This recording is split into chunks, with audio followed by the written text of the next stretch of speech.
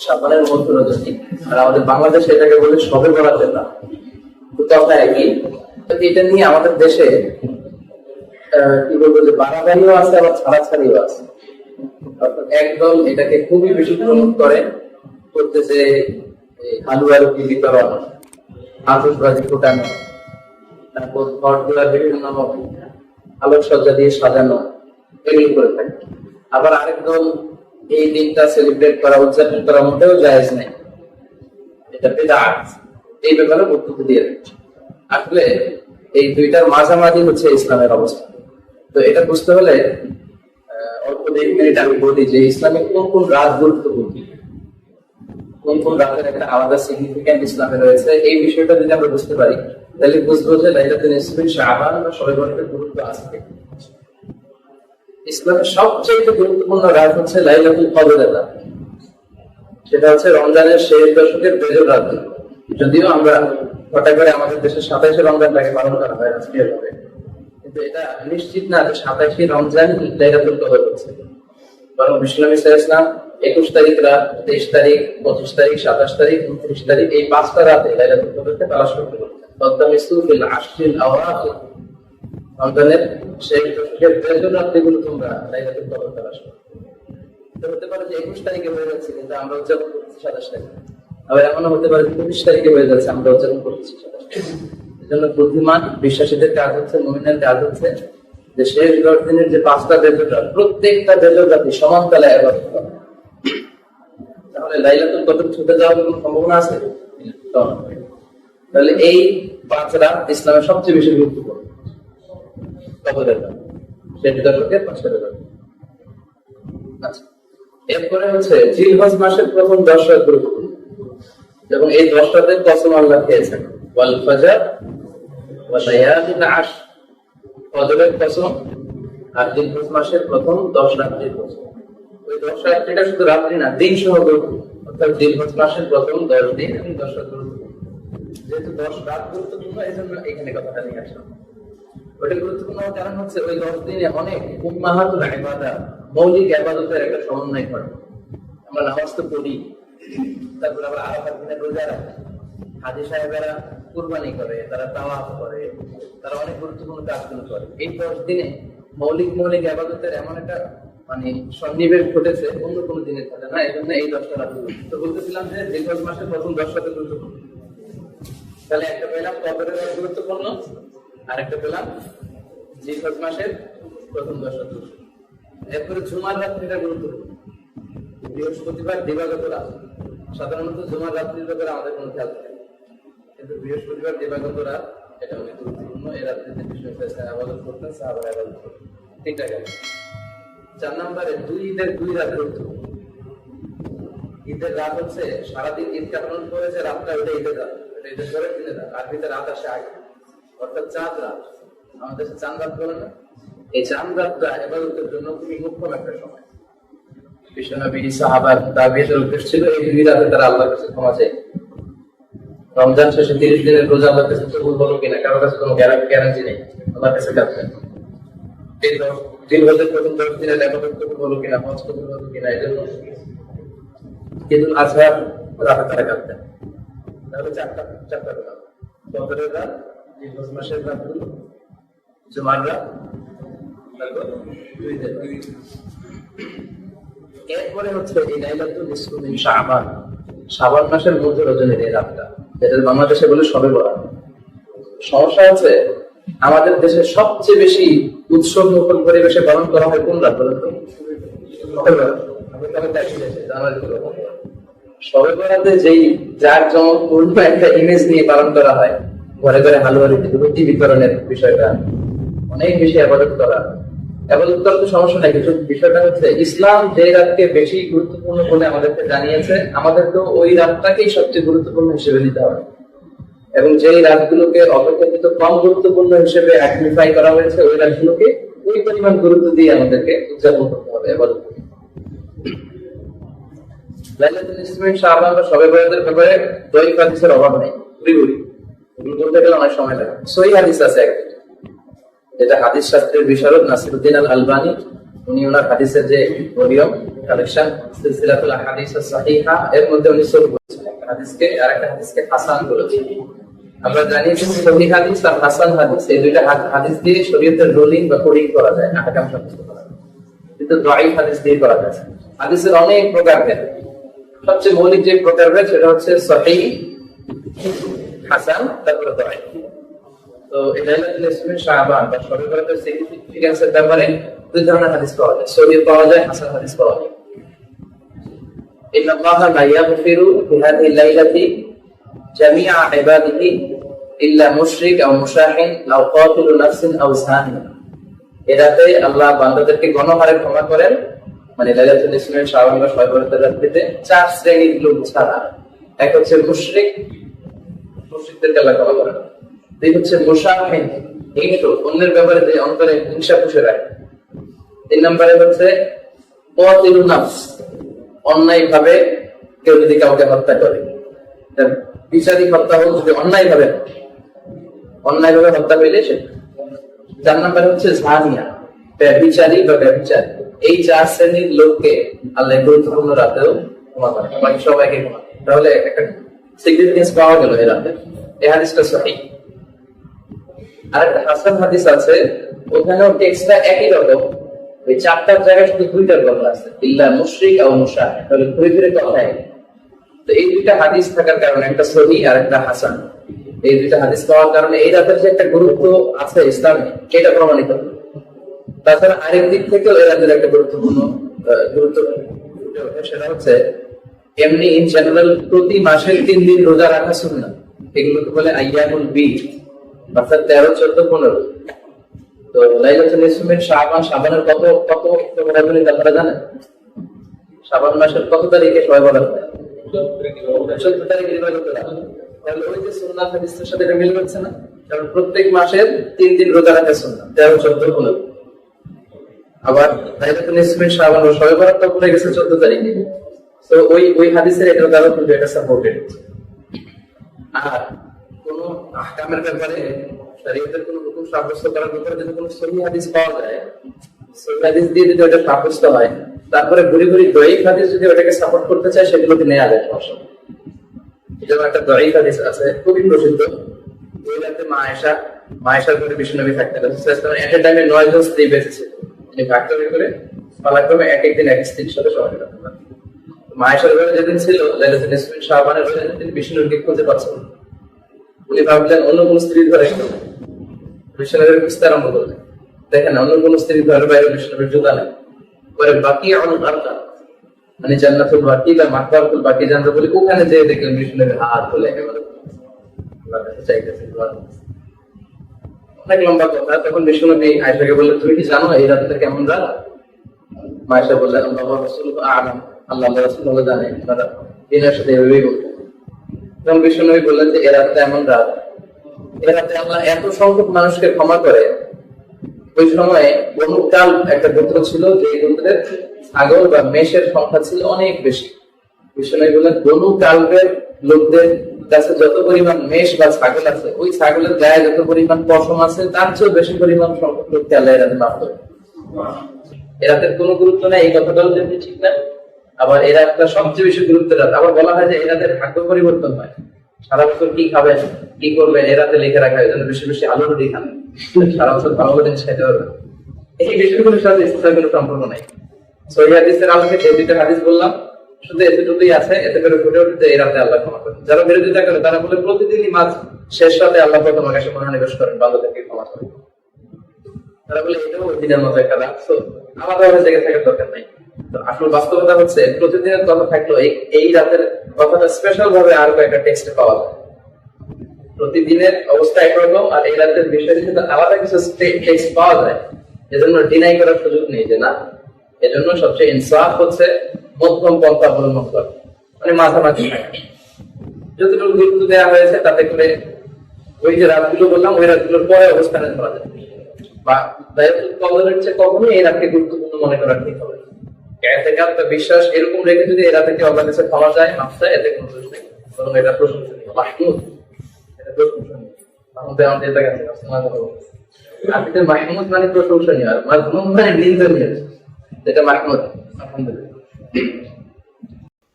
মোহতারাম হাজরিন, শাবান মাস শুরু হয়েছে।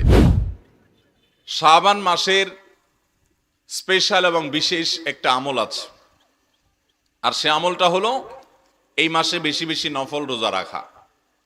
প্রিয় নবী সাল্লাল্লাহু আলাইহি সাল্লাম সম্পর্কে তার সহধর্মিনী আয়েশা সিদ্দিকা রাদিয়াল্লাহু তাআলা আনহা তিনি বর্ণনা করেছেন যে কানান নবী সাল্লাল্লাহু আলাইহি সাল্লাম ইয়াসুমু শাবানা ইল্লা কালিলা। নবীজি সাল্লাল্লাহু আলাইহি সাল্লাম গোটা শাবান জুড়েই প্রায় নফল রোজা রাখতেন, শুধু শেষের কয়েকটা দিন বা কিছুদিন শুধু বাদ রাখতেন, আর বাকি প্রায় মাস জুড়ে তিনি নফল রোজা রাখতেন। রমজানের যে রোজা আসছে ওই রোজাগুলো হলো ফরজ।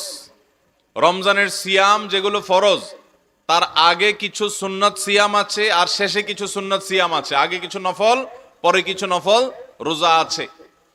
পাঁচ ওয়াক্ত ফরজ নামাজে যেরকম আগে এবং পরে কিছু সুন্নত নামাজ আছে না? যেমন ফজরের আগে কয় রাকাত সুন্নত আছে?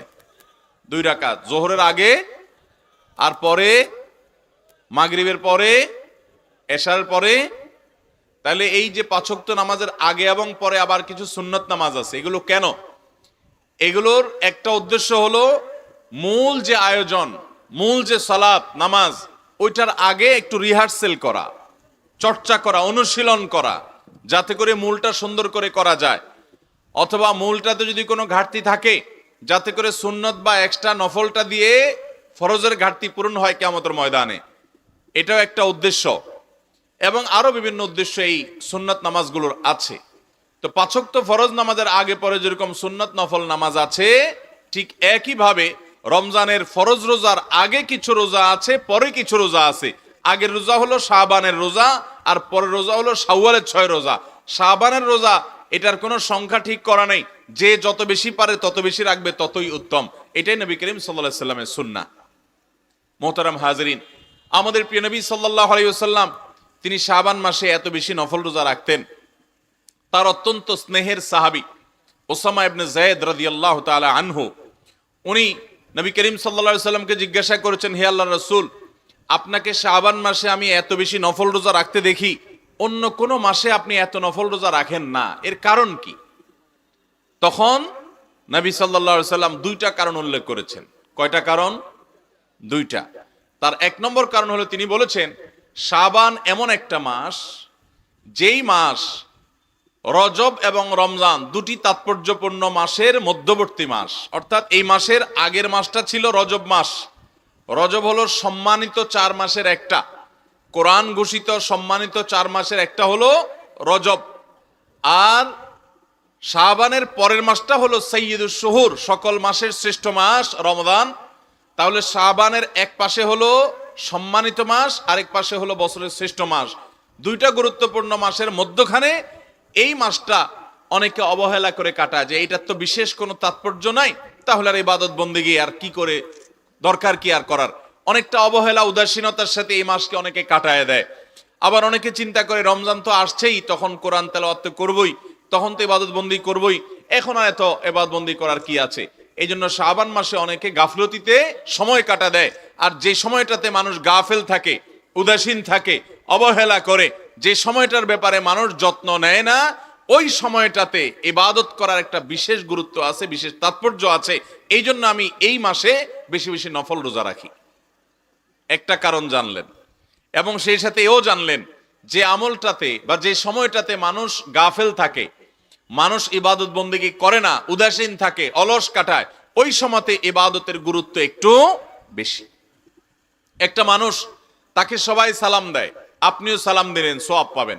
আরেকজনকে কেউ সালাম দেয় না, একজন রিকশাওয়ালা মানুষ, একজন দিনমজুর খেটে খাওয়া মানুষ, তাকে যদি আপনি, অন্য কেউ যেহেতু সালাম দেয় না, আপনি গিয়ে তাকে যদি সালাম দেন এই নিয়তে যে এই লোকটাকে কেউ সালাম দেয় না, অবহেলা করে, এই জন্য আমি তাকে গিয়ে সালাম দিলাম, ইনশাআল্লাহ এটার কারণে আপনি অতিরিক্ত সওয়াব পাবেন। একটা মানুষকে সবাই দান করে, আরেকজনকে কেউ দান করে না, যাকে দান করে না আপনি গিয়ে তাকে দান করলেন, এর কারণে আল্লাহর কাছে আপনি অতিরিক্ত সওয়াব পাবেন। মুহতারাম হাজরিন, ঠিক একইভাবে ভোর রাতে যখন মানুষ সবাই ঘুমায় থাকে, অলস থাকে, ওই টাইমে কেউ যদি উঠে তাহাজ্জুদের নামাজ পড়ে, রোনাজারি করে, চোখের পানি ফেলে, দোয়া করে, কান্নাকাটি করে, সেজদায় লুটিয়ে পড়ে, আল্লাহর সাথে কথা বলে, তো দিন এবং রাত অন্য যে কোনো সময় ইবাদতের চাইতে শ্রেষ্ঠ ইবাদত হয় এটা। আল্লাহর সবচেয়ে কাছাকাছি যাওয়া যায়, সবচেয়ে বেশি নিজের কথাগুলোকে পেশ করা যায় ভোর রাতে তাহাজ্জুদের সময়। তাহলে যে সময়গুলোতে, যে জায়গাগুলোতে, যে আমলগুলোতে মানুষ অবহেলা করে সেগুলোর আলাদা একটা গুরুত্ব থাকে, বিশেষ করে সেগুলোতে ইবাদত বন্দেগী করার। এই হাদিস থেকে আমরা জানলাম নবী করিম সাল্লাল্লাহু আলাইহি সাল্লাম এই মাসে বেশি বেশি নফল রোজা কেন রাখতেন? তার দ্বিতীয় কারণ বলেছেন তিনি, যাকা শাহরুন তুরফাউ ফীহিল আমালু ইলা রাব্বিল আলামিন ফাউহিব্বু আন ইউরফা আমালি ওয়া আনা সাইম। তিনি বলেছেন শাবান মাসে বান্দার আমলনামা আল্লাহর কাছে ফেরেশতারা পেশ করেন, তো আমি চাই আমার আমলনামা যখন পেশ করা হবে, আল্লাহর সামনে যখন উপস্থাপন করা হবে, ওই সময়টাতে আমি যেন রোজাদার থাকি, আমার রোজা অবস্থায় আমলনামা পেশ হোক, এটা আমি পছন্দ করি, ভালোবাসি। কারণ ডিউটিরত অবস্থায় যদি মালিক দেখে ফেলে তাহলে শ্রমিকের ভালো লাগবে। ঠিক একইভাবে আমার মালিকের কাছে আমার আমলনামা পেশ করা হচ্ছে, ওই টাইমে যদি আমি রোজা অবস্থায় থাকি তো আল্লাহ তাআলা আমার আমলনামা রহমতের সাথে দেখবেন, অনুগ্রহের সাথে দেখবেন, তার রহমত আমি লাভ করব। এই আশা আমি এই মাসে নফল রোজা রাখি। তাহলে নবী করিম সাল্লাল্লাহু আলাইহি সাল্লাম শাবানে নফল রোজা বেশি রাখতেন। তার প্রথম কারণ হলো যে মাসের আগের এবং পরের দুইটা মাস গুরুত্বপূর্ণ, মাঝখানে অবহেলা করে মানুষ, এই জন্য উনি বেশি বেশি গুরুত্ব দিয়ে রোজা রাখতেন। আর দ্বিতীয় হলো এই মাসে বান্দার বা আমলের বাৎসরিক প্রতিবেদন ফেরেশতারা জমা দেয়। বাৎসরিক প্রতিবেদন প্রতি সপ্তাহের সোমবার, বৃহস্পতিবার এই দিনগুলোতে সাপ্তাহিক প্রতিবেদন জমা দেয় বান্দার আমলনামার। আর প্রতিদিন সকাল এবং সন্ধ্যায় দৈনিক প্রতিবেদন জমা দেওয়া হয় বান্দার আমলনামার। তাহলে আমাদের সমস্ত আমলনামা, ভালো কাজ কিংবা মন্দ কাজ যাই করি না কেন, এটা আল্লাহর সামনে পেশ করেন ফেরেশতারা 3 দফায়, প্রাত্যহিক, সাপ্তাহিক এবং বাৎসরিক। প্রাত্যহিকটা সকাল এবং সন্ধ্যায়, রাতের ফেরেশতারা সকালে গিয়ে আল্লাহর কাছে জমা দেন, সকালে আসা ফেরেশতারা সারাদিন থেকে সন্ধ্যায় গিয়ে আল্লাহর কাছে জমা দেন, আর সারা রাত থাকা ফেরেশতারা সকালে গিয়ে জমা দেন। আর সাপ্তাহিক যারা আছেন তারা সোমবার, বৃহস্পতিবারে জমা দেন। এই জন্য নবী করিম সাল্লাল্লাহু আলাইহি সাল্লাম ওই যে আমল জমা দেওয়ার সময়টাতে ইবাদত বন্দেগী করতেন, সকাল সন্ধ্যা জিকির আজকার করতেন।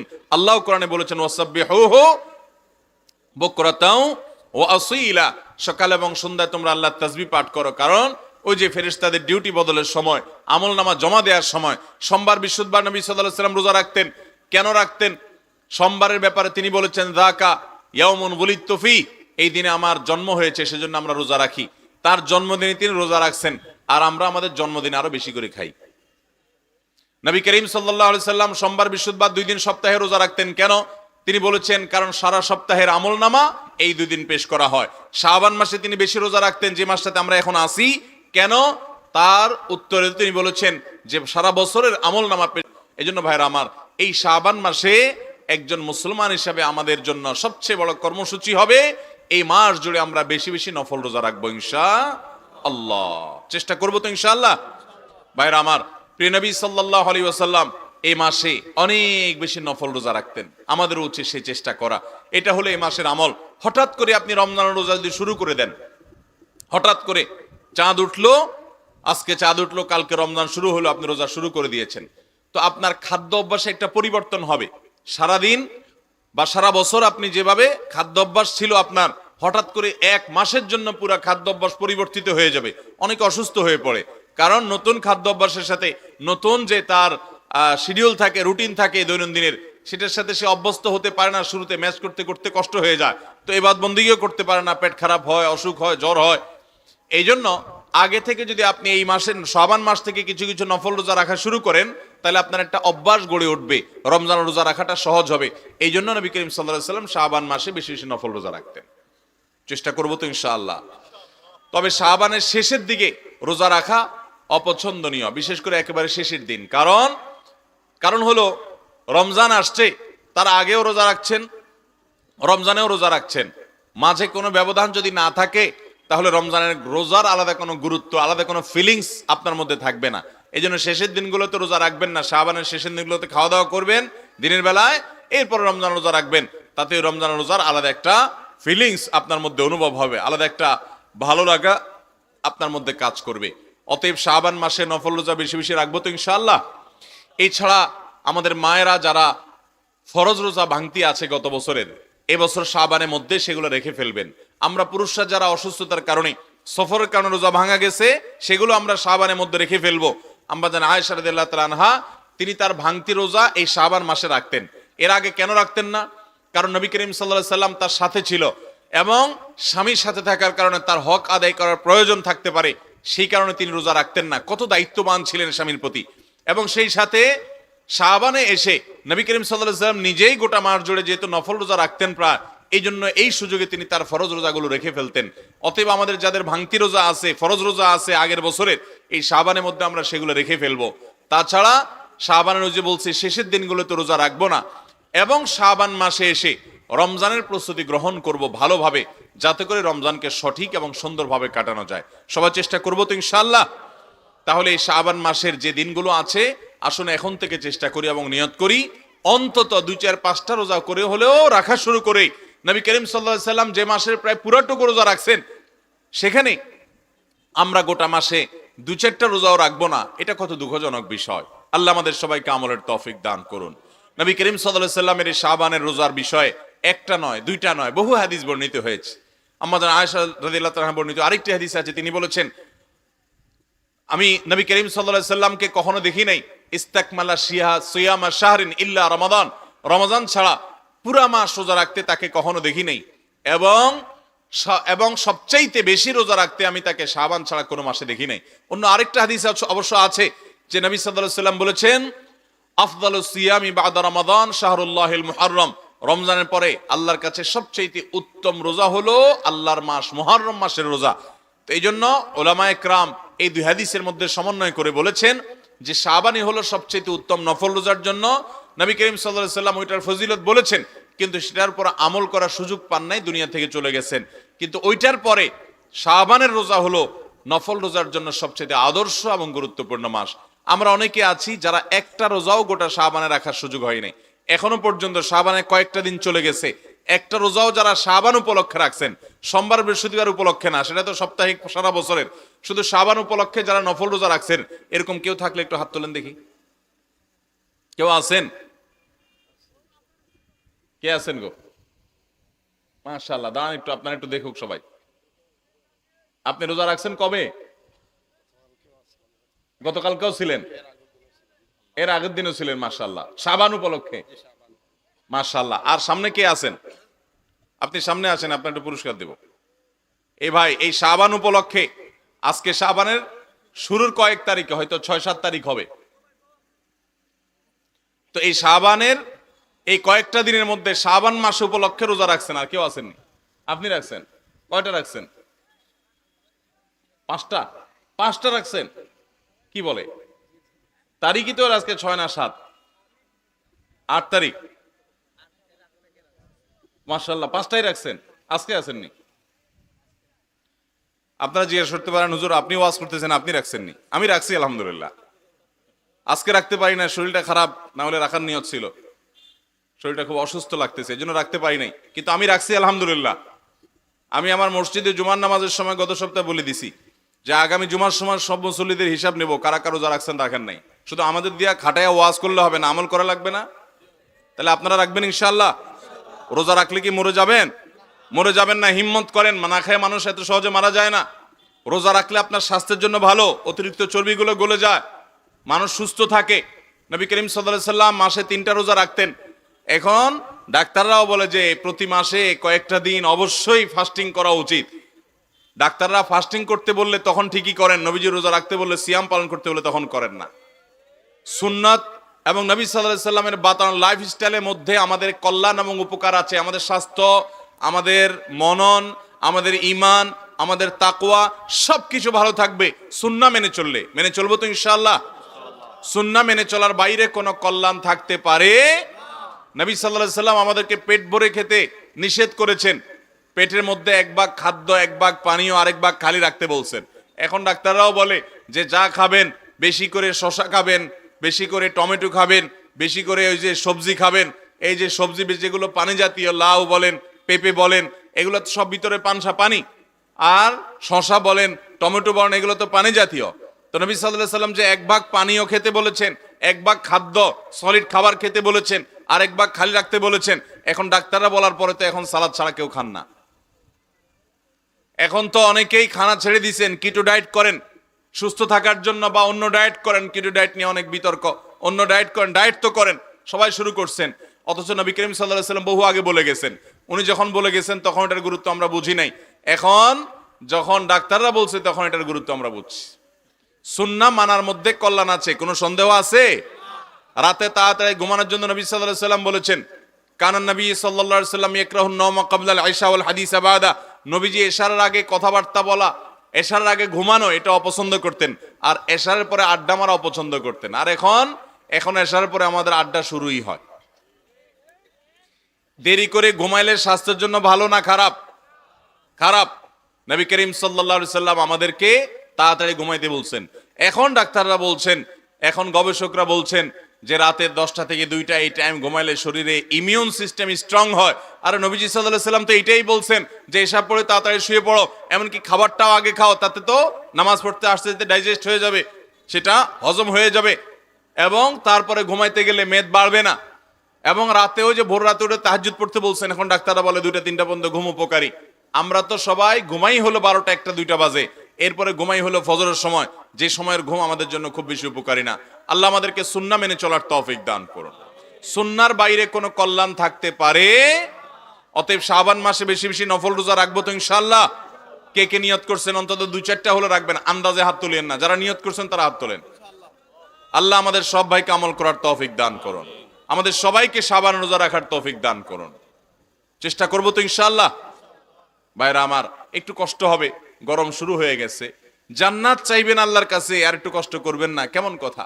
আপনাকে যদি এখন বলা হয় যে ভাই আপনি এখন থেকে টানা আগামী 2 দিন 2 রাত 48 ঘন্টা পর্যন্ত 1 ফোঁটা পানিও খাবেন না, অন্য কিছু খাওয়া তো দূরের কথা, 1 ফোঁটা পানিও খাবেন না, 48 ঘন্টা আপনি কোনো কিছু না খায়া থাকবেন, বিনিময়ে আপনাকে বেশি না 50 লাখ টাকা দেওয়া হবে। কে কে রাজি হবেন বলেন? সবাই রাজি? ওই যে চাচা হাসতেছে বুড়া মানুষ, সেও রাজি। বুড়া মানুষেরও পয়সা দরকার, 50 লাখ টাকা পাবো 2 দিন না খাইলে, 2 দিন কেন 3 দিন না থাকলেও মরমু না ইনশাআল্লাহ। তাহলে 50 লাখ টাকা পাইয়া এরপরে একসাথে 50,000 খাইয়া ফেলাইলাম, তাও রাজি আছি আমরা, ঠিক না? কিন্তু আল্লাহর ওয়াদার প্রতি আমাদের ইয়াকিন নেই, আমরা নামে মুসলমান। রোজাদারকে আল্লাহ তাআলা পুরস্কার দিবেন কি দিবেন না? অতএব আমরা নফল রোজা রাখবো তো ইনশাআল্লাহ। শাবান মাসে আমলটা বিলুপ্ত হয়ে গেছে।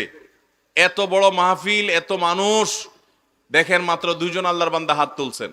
আলহামদুলিল্লাহ, আমিও রাখছি, আমি বেশি রাখতে পারি নাই কিন্তু রাখছি, এবং আরো রাখার নিয়ত আছে। যেহেতু সফরে এবং আজ কয়েকদিন শরীরটা খুব অসুস্থ, আমার পারতেছি না, কিন্তু আলহামদুলিল্লাহ শুরুর দিকে রাখছি এবং আরো রাখবো ইনশাআল্লাহ। অথচ আমরা এখানে হাত তোলনেওয়ালা পাই নাই। তাহলে বাকি যারা আছেন সবাই আগামী কয়েকদিনের মধ্যে রোজা রাখবেন তো ইনশাআল্লাহ। শাবানের কমপক্ষে 5টা রোজা এই এলাকার কোনো ভাই আপনারা যদি রেখে মাহফিল কর্তৃপক্ষের সাথে যোগাযোগ করেন, তাহলে আপনাদের জন্য আমি হাদিয়া পাঠাই দিব বই ইনশাআল্লাহ। এই কমলগঞ্জের আজকের মাহফিলে যারা উপস্থিত আছেন তাদের জন্য এই অফার। যদি 5টা রোজা রাখেন শাবান মাসের, রাখার পর এই মাহফিল কর্তৃপক্ষের লোকদের মাধ্যমে যোগাযোগ করেন, আমি কুরিয়ারে আপনাদের জন্য আমার পক্ষ থেকে উপহার পাঠিয়ে দেব ইনশাআল্লাহ।